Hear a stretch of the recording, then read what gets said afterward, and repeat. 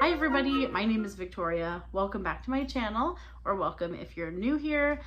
If you are new here, I encourage you to check out some of my other videos and possibly subscribe and stick around. I would love to have you. I finished a whopping 6 books in June, which is quite good for me.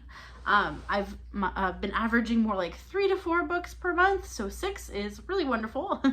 Probably my best reading month so far, and I think the only other reading month that was good for me like that was January. I think I read 5 books in January, so June is still better. I had a wonderful time reading also, just a lot of 5 stars after not having any 5 stars for a while, so that was a really lovely surprise as well. So far, summer reading is off to a great start. Let's just jump right in. The first book that I finished was Alanna, The First Adventure by Tamora Pierce. I am a co-host for a read-along of the Dahl universe. You are welcome to join in. We're just at the very beginning, so you can catch up. These are very quick reads. So we read the first book in June of the Song of the Lioness Quartet, and this I really enjoyed. I ended up rating it 5 stars. We follow Alanna, and Alanna is a young lady who has aspirations to become a knight. And in order to do that in her world, she has to be a boy. She cannot be a girl and be admitted into this training program. And so she and her brother, her twin brother, actually change places. And so her brother has aspirations to be a sorcerer.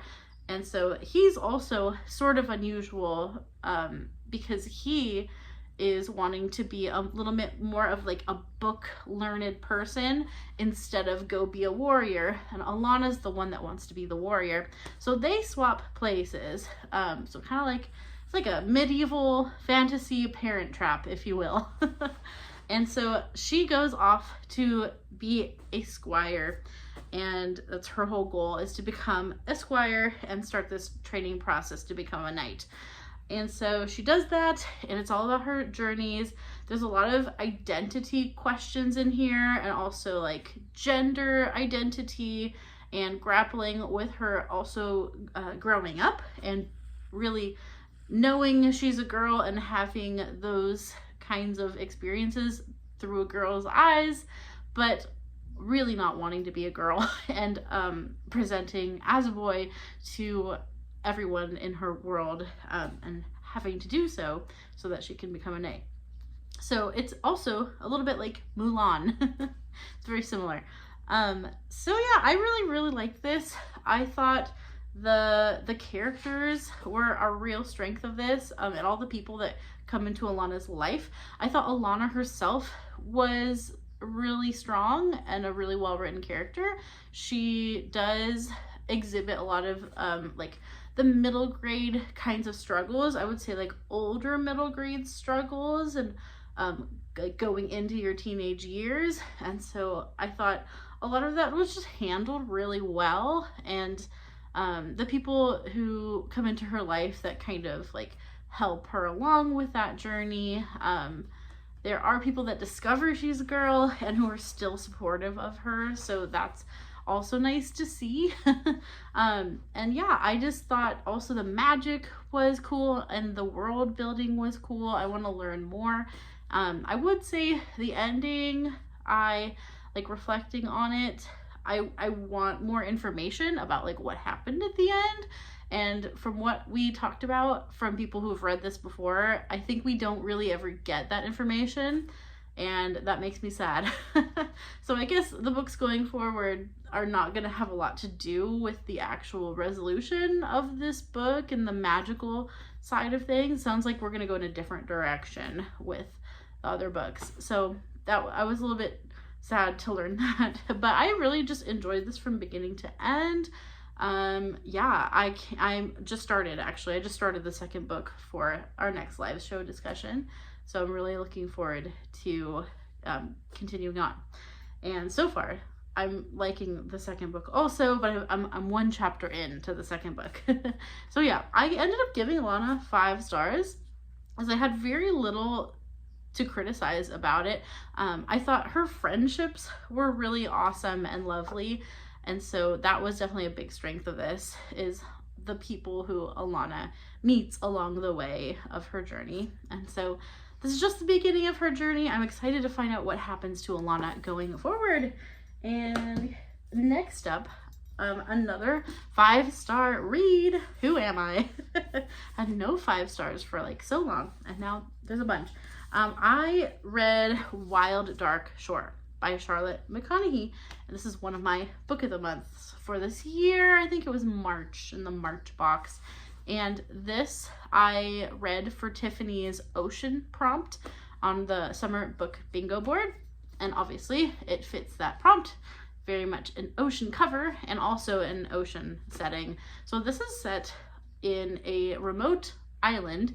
This is actually a fictional island, but it's based on a real island that the author has actually visited before. And it's set on this remote island. There's only one family living on this island, and it's a single father and his 3 children. And they are basically like in charge of this seed colony, and they are doing that all by themselves. And then one day a woman washes up on the shore. She's half drowned, but they're able to save her, and they have a lot of questions for her, like why are you here? How did you end up here? And so it goes from there. And I would say as little as you can learn about this book, it'll make the experience a lot more enjoyable for you. So I'm not going to say any more about that. This is very much a thriller kind of book, but it's not written quite like a popcorn thriller. I would say it has more of a literary twist to it. So I would call it like a mystery thriller with a literary flair, and also it's got strong nature writing. I think I've seen it called an eco thriller, which is not a genre I had ever heard of before, but yeah, that sounds about accurate. I think what really drew me in to the beginning of this book was the setting itself. The setting of this book is beautiful. The way that we are brought into this world and that we are introduced to like the flora and fauna and just this isolated, cold, like beautiful and cold and dangerous setting. It was just really entrancing, and I thought this author did really strong with making the setting almost like a tangible character who you follow also. The setting is a big part of this book, and I just really thought it was well done in that regard. I also thought the gradual reveals of what the mystery is and what's happening, and who the family are and who the woman is, I really thought that was well done also. And I was surprised at how deep it got in the end. I thought it went in a thematic direction that I did not expect. And so I think that really like drove it home for me, because I really love when a book can do that. And it became more than a thriller. It also became about much more deeper topics. And I'm being very vague because I don't want to give anything away. But I just loved this. Absolutely a 5-star book for me. I have one little nitpick at it, and that was I wasn't sure how I felt about a certain middle book thing. I'm trying to be as vague as possible. There's one thing I just wasn't really certain that I liked how it was done, but I forgave it as the book went. If I ever do a spoiler review of this, I can explain more, but I'm not gonna do that today. But yeah, I forgave it my little nitpick because I just thought the rest of it was excellent. I do want to read her other book that I have. I have the Wolves one I also got from Book of the Month a really long time ago. It's like once there were wolves. I don't even know if I got that title right, but I have that too. So I'm looking forward now even more to trying that. I hear people like it maybe even a little bit more than this one, and I really, really loved this one. So yeah, Wild Dark Shore I really do recommend it. It's incredibly hyped and buzzy. And so sometimes I'm a little bit wary. I'm always wary of very hyped books. But I feel like this one deserved the hype. I'm good with the hype on this one. So totally agree that it's a good read. Yeah. All right. The next book I finished was The Four Loves by C.S. Lewis. I picked this up for the Inklings Readathon hosted by Kaylee from the Luminous Libro. And this is a nonfiction, and it is C.S. Lewis extrapolating on 4 different types of love. And they're actually right there at the top. We have affection, friendship, eros, and charity. And he explains what each of those are. And so it is basically like long extended essays about each of the loves. I also listened to a abridged version of this. There's only one audio version that I could find. I couldn't find an audio for this like entire thing, but there is a radio talk with C.S. Lewis, and I highly recommend that if you've like read this and you haven't listened to it. I think that radio talk's really cool because C.S. Lewis is talking himself, and that's pretty neat. There's not a lot of recordings like that. So it's for a radio program, and he sort of does like an abridged talk about this. And I actually started listening to it first, and then I realized it was not the full book. So then I listened to it, and then I went back and I read the whole thing, and that was very worth it. Definitely, it's not the same. It is the same, but it's not the same experience. So I would say, yes, you must read it with your eyes to get everything out of it. I also buddy read this with Rainy, and so I had a great time discussing this with Rainy from Rainy Day Reads, and we both enjoyed a lot about it.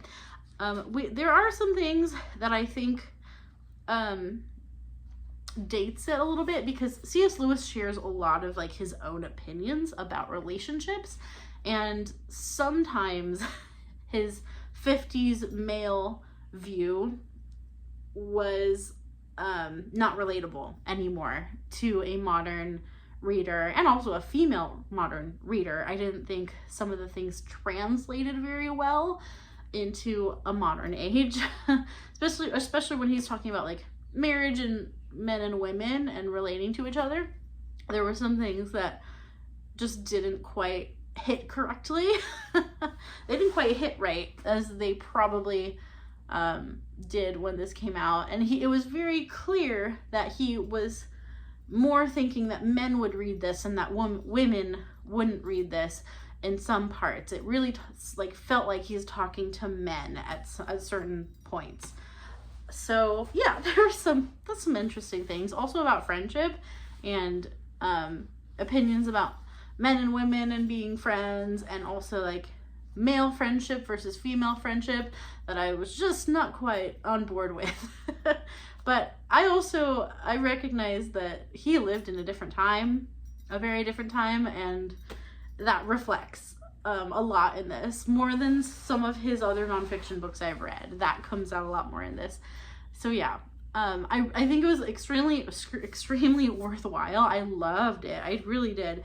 I just had some things where it was like, I don't think we can necessarily bring all of these things into our modern world. And again, I felt that a lot of it was a little more opinion based and not so biblical based.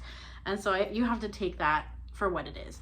But I never highlighted in books, but I decided to be a highlighter and actually highlight in my book. And so I think I'm happy with that, but it was a little bit nerve-wracking when I first put the pen to the paper. I was like, oh, I'm highlighting in a book. It feels sacrilegious. But I'm glad I did it, because now I can go back and find a lot of really great quotes in this. Yeah.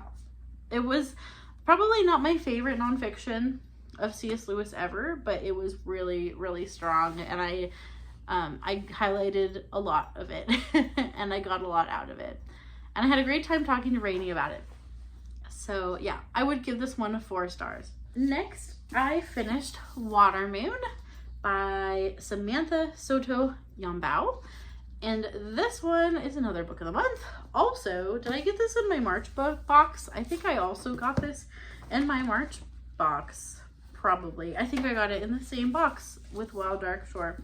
So, hooray! I'm knocking out my book of the months. And unfortunately, I still buy them faster than I can read them, but I am reading them, so that has felt good. Watermoon is a very interesting book, and I'm still kind of mulling over what I thought about it. It was one of those books that I finished and I just wasn't quite sure what actually happened and what I thought about this. And so I actually did quite a lot of reading other people's reviews of this book too.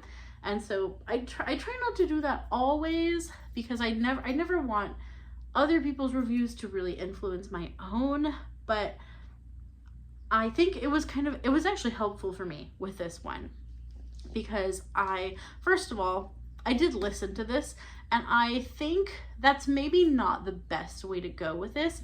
I kind of wish I had read it with my eyeballs, because there were things that I missed. But it sounds like even people who read it with their eyeballs missed the same things that I did. And I got a lot of answers about how things wrapped up, because there were things that I didn't understand how it even ended.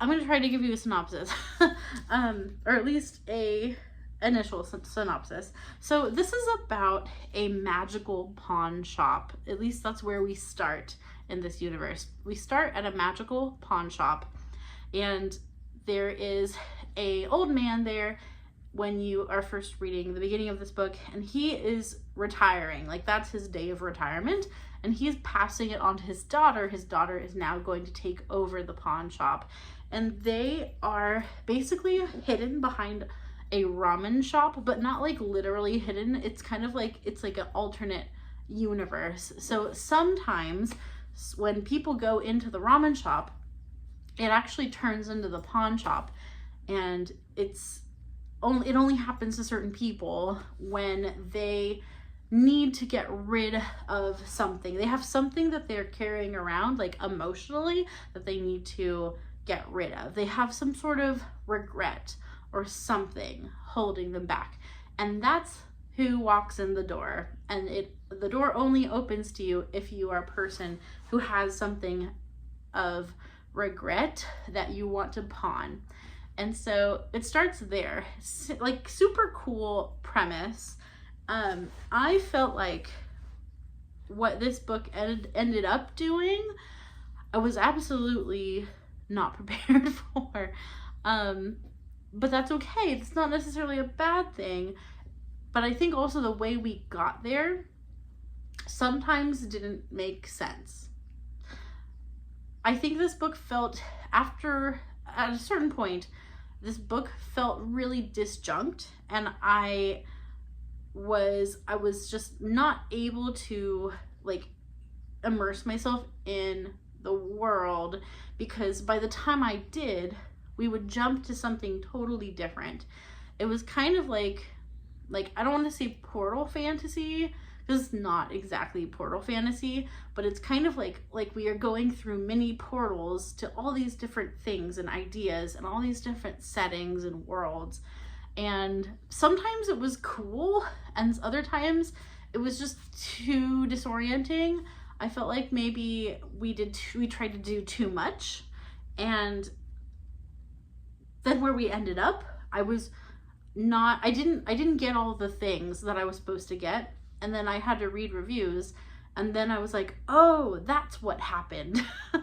So I would say people are calling this like a fever dream. I would totally agree that it feels that way, but I almost think it's on an accident, because a fever dream doesn't make sense. And I felt like sometimes this book also didn't make sense in the way that I think the author wanted it to. I feel like on a reread, it would probably be a little easier, and also reading it with my eyes. I had a hard time with the audio. I would not recommend doing this on audio. I would say pick it up physically. If I ever revisit it, which this is honestly a book that I could see myself revisiting yeah, I don't know. It didn't end up, I wanted it to just knock it out of the park. It didn't for me. I think I'm landing on a 3-star for this. I think it had so many cool ideas. I liked some of the world building ideas. It's just we never spent enough time, I think, in one place before we jumped to another place, and then that other place was so different, and it was kind of hard sometimes to see the point and where we were going. And then where we did go was very surprising to me. Yeah, and kind of the message of this book, which I didn't dislike it. It's just I don't know that I like how we got there.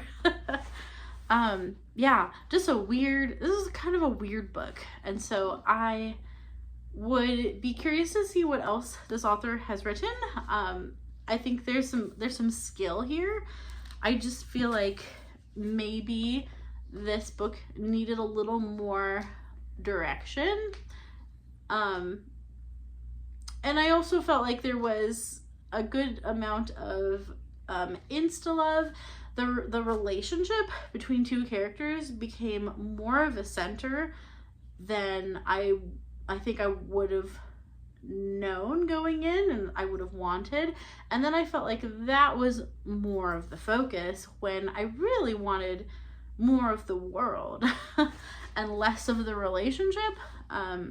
Yeah, I felt like this book tried to do a lot, and by doing all of those things, it ends up doing nothing, or at least not nothing, but it ends up not being as impactful as it could have been if it had been thought through a little bit more. So that's my thought on Watermoon. Yeah, I would say get it from a library. Like, don't go run out and buy it, because it was not a 5-star for me personally. It was more 3-star, but it was an interesting read. So if anything I said has intrigued you at all, I would say give it a shot. I just wish I had liked this more than I did. It ended up not being super impactful to me. So yeah, Watermoon, probably the more disappointing read that I read in June. Oh, you know what? I almost forgot. I don't have a physical copy of this right now, but I checked out from the library the third Gilmore Girl by Emily Bishop.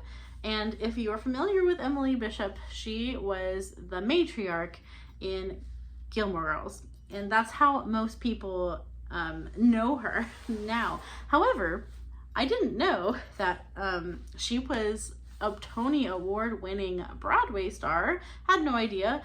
She got a lot of her start in the dance world. She was a dancer, a very serious dancer.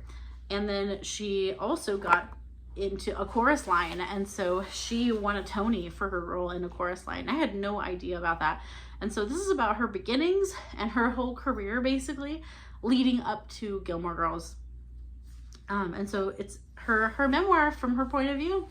And this was a great read. I think if you like this character on Gilmore Girls, you will enjoy this because she has such an interesting backstory that I just didn't know anything about, and she was really interesting to listen to. And I love books about show business because I just think it's really interesting, like the amount of luck and skill and like the perfect blending of those things that have to come together for success to happen. And it's just a fascinating world to like be in the grind when you're a nobody and then trying to make it in a world like Broadway or ballet. It's so incredibly difficult. And so I love hearing about things like that. And so it was really, really fascinating. And then her path through to Hollywood and to Gilmore Girls. Yeah, it was great. I think there's some things that I didn't agree with, like some life choices that she made that I found to be like disappointing. But you know, it's her story. She's sharing this she's sharing her life story. So I just didn't agree with all the things that she did in her life. So there is that, I will say. But it was a great read, and the audiobook is also narrated by her. And so I would say that's a great way to consume this book, is the audio. She's an actress, so she knows how to deliver her lines and it's her life, so she knows how to talk about her life. And I just thought it was a very interesting read. I ended up giving this 4 stars. I would recommend if you have any interest in it at all. It was definitely worth my time. So yeah, the third Gilmore Girl. And then the last book that I finished in June was Matilda by Roald Dahl. And I can't believe I've never read Matilda before. I'm so glad to have fixed that problem because this was absolutely charming from beginning to end. I actually haven't even seen the movie of Matilda, believe it or not. I know, what rock have I been living under? But Matilda is about a young, very, very, very young girl. She's really like 5 years old when we're following a lot of the story. And that I didn't realize that she was portrayed as quite so young. But yeah, she's a 5-year-old genius, basically. And she has a horrible family that treat her very badly. And she becomes very, very close with her teacher, Miss Honey. And then they have a terrible headmaster also, the Trunchbull, Miss Trunchbull. And it's about the story and how these characters are intertwined. And Matilda, growing up in the world, she loves books, she loves to read. She's 5 years old and she's reading Dickens. So, yeah, she is a remarkable girl. And I thought her story was so fun. I would say I was pretty horrified at some of the things that Miss Headmaster Trunchbull does. Things that would be absolutely, you know, illegal. It's just like straight up abuse of children in this book. And so that was actually kind of shocking. I was a little bit disturbed at times reading this book. So yeah, and I didn't realize how recently this was written. This was published in, was it like 2013? It was surprisingly, I thought it was a lot earlier than it was. It says 1988. Okay, so it was published in the 80s. That makes a lot more sense. I think just this edition is 2013. So 1988, that makes more sense, because I was honestly just surprised at the terrible things that Trunchbull did, and that they were even portrayed at all, like grabbing kids by the ears and lifting them up off the ground, like stuff like that. And I was just like, whoa, like super intense. So yeah, she's a true bully, and she's very terrifying in this book. I loved it. I loved this book. I was just a little shocked at some of those parts. But Matilda is so endearing, and you just are rooting for her. She's a protagonist who you just want her to be okay, and you want her to succeed.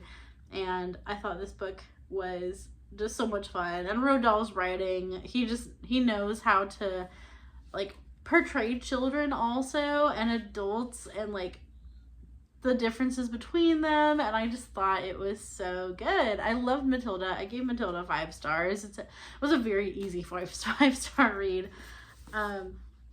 Yeah, absolutely wonderful. Loved Matilda. Those are all the books that I read in June. I had such a lovely reading month. I really had more 5 stars than I had anything else. Oh, actually, I had 2. So I had 2 5 stars. No, I had 3 5 stars. Yay! So half of my books were 5 stars. That's great. 3 5 stars, 2 4 stars, 1 3 star. Not too shabby. Very good month. So I would love to know if you've read any of these. If you have any thoughts that are similar or different from mine, I would love to know. And also, I would love to know what your favorite book was that you read in the month of June. I hope you're having a wonderful summer. Mine is going great, and I hope yours is also. It's heating up out here though. Have a wonderful 4th of July also, as I'm probably going to post this the week of 4th of July, and I will talk to you in my next video. Thank you so much for watching today. If you are new here, don't forget to subscribe before you leave, and I will see you next time. Keep reading great books. Bye-bye.